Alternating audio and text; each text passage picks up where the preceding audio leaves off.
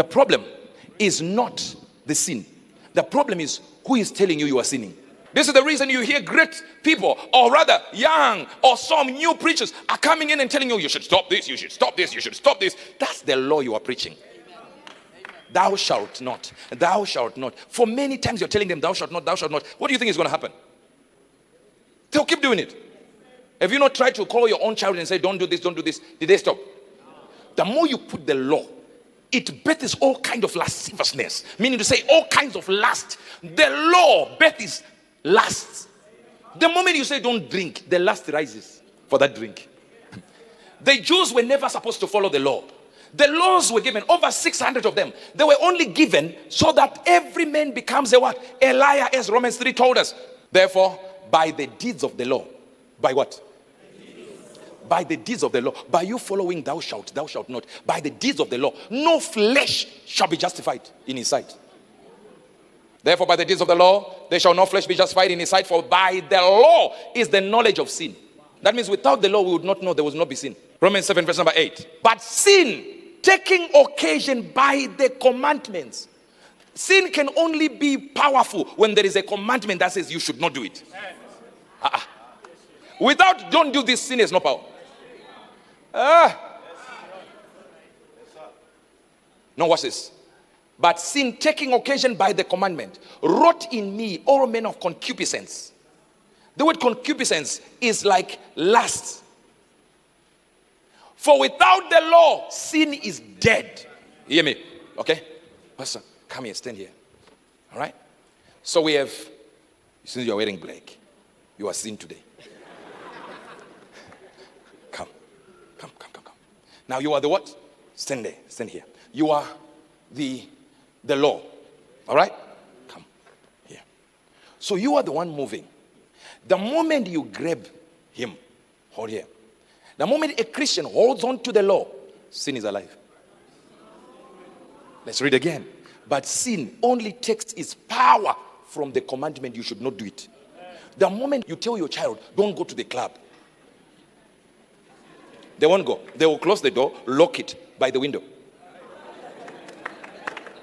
Wait, you think they are being disobedient? No, you gave them the power to sin. The moment you introduce the law, you have introduced power to sin. He's holding on to the law. So sin is what? Is active against him. But the moment he says the law should go, you say, he goes as the law. The law should go. What happens? Sin also is dead. So sin only exists when you have a law. So now the Bible says Christ came to abolish the law. So is there a sin now? No, don't worry about it. It's just mathematics. What is left in the church is consciousness of sin. You only sin when you are conscious of it. Hear me well. The Bible says they caught a woman in adultery, whether she was on top of. Now, they caught her where? In adultery. And the Bible says they were witnesses. They saw it. They pulled her from underneath. So let's go to Jesus. Drag her like this. Let's go to Jesus. When they got to Jesus, notice what the Bible says. And they saw Jesus looks at them and says, whosoever has no sin.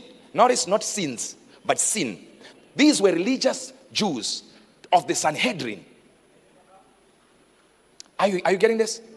He that is without what? Sin. John 8:7. Not sins. He was specifically asking the sin of adultery.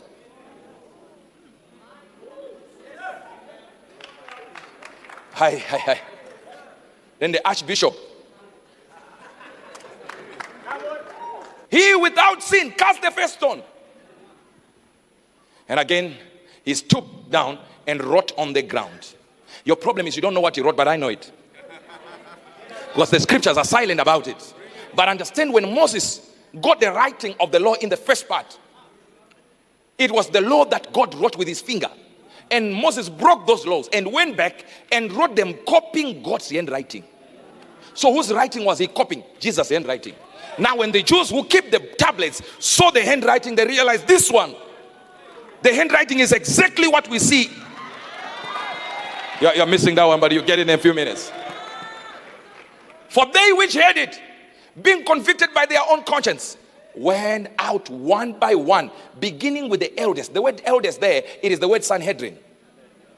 It means the people that rule in the churches, the writers, the authors of the laws. The big one, the big bishop, is the first to go. He looked at Jesus. Cast the first stone is like, if I don't ever sin, you mean like I don't ever sin, and your handwriting is like God.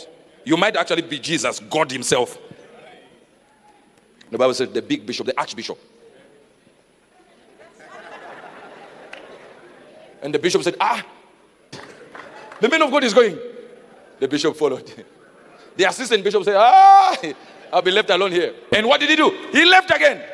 Every one of them, there were 71 in the Sanhedrin. All of them left. Notice the words of Jesus and notice the contrast. They said the woman was caught in the very act of adultery. So who are these people? Witnesses. Hear Jesus. And Jesus said to the woman, where are your accusers? These are not accusers. They are witnesses. Sir, if you are going to take my sin that I committed yesterday or today and drag it to Jesus, you become an accuser. You did not witness it. No, you are not getting what I'm trying to say. You are not getting the good news I'm preaching now. This is the good news we are preaching. When we say we preach the good news, this is freedom.